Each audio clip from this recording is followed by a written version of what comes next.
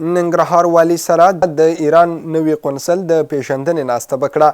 د ننګرهار والي حاجي ملا محمد نعیم اخوند سره چې پر مهال د ولایت مرسیال مولوي عزالله مصطفی هم حضور درلود، په جلالاباد ښار کې د ایران اسلامي جمهوریت نوي سرقونسل مجید رضا پناه د پیژندنې ناسته وکړه. د ننګرهار مرستیال والي مسؤلینو او ولسي وګړو سره د ستونزو د حل په موخه ولیدل.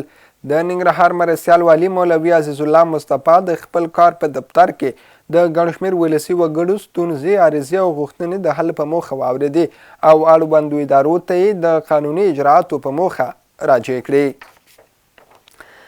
د کلیو بیا رغونې او پراختیا وزارت د ننګرهار په درې ولسوالیو کې د اوبو رسولو 5 شبکو د رغولو چارو د پیل کېدو خبر ورکړی.